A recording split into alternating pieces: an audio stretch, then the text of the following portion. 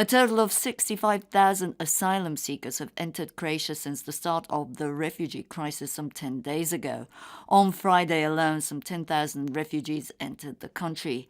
At the moment, the Strošinci area is being flooded with refugees, with some 2,000 of them scattered in the local woods waiting to enter Croatia.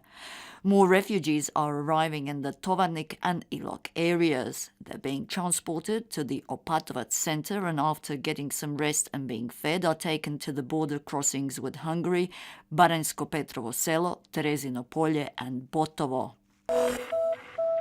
A 5-day blockade of the Bajakovo and Tovarnik border crossings between Croatia and Serbia was a direct result of the refugee crisis that Croatia has been dealing with. Bajakovo and Tovarnik were finally reopened on Friday, with all vehicles being allowed to enter Croatia and with Croatian goods enjoying free passage towards Serbia. However, there's still a long column of trucks measuring about 500 meters.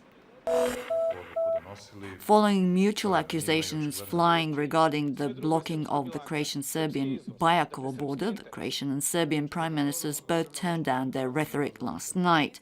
Speaking to Croatian radio television, the Serbian Prime Minister Aleksandar Vučić said that no one wants bad blood between the two countries and that Croatian goods and vehicles were welcome in Serbia. Meanwhile, the Croatian Prime Minister Zoran Milanović spoke to Serbian radio television following the unblocking of the Bajakovo border crossing for goods ferrying vehicles, saying that he did not cave in under pressure of the EU to reopen the border, but that the decision was a unilateral one and could be reinstated if need be. Milanović stressed Croatia wanted good relations with Serbia.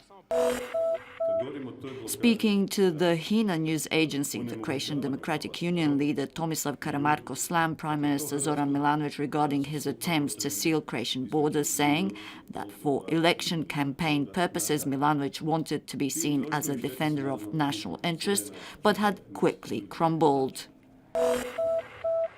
A day after the dissolution of parliament and prior to the president calling parliamentary elections, the SDP is starting preparations for the election campaign in hope of winning the elections once again.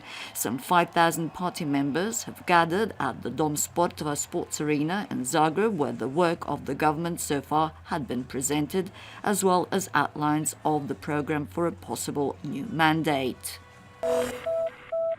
President Kolinda Grabar-Kitarović, who is currently in the United States for the 70th UN General Assembly, is to take part in a panel discussion on the Education for All initiative organized by the UN Secretary-General. Grabar-Kitarović is to also meet with members of the Croatian community in New York.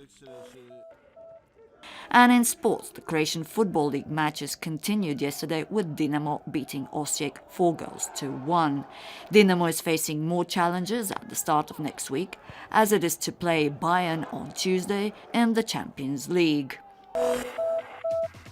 And the weather remaining cloudy in the interior this afternoon with light rain in places, partly or prevalently sunny and mainly dry along the coast with some cloud build-up in the north.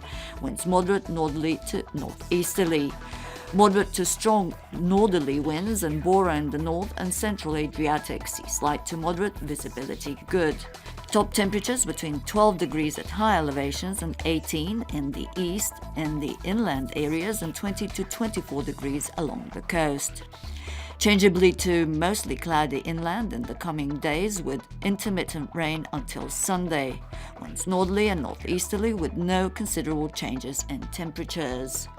Partly to mainly sunny along the coast in the coming days, this being particularly true for Dalmatia, blustery with moderate to strong Bora reaching gale force in places, warmer in the south than in the north.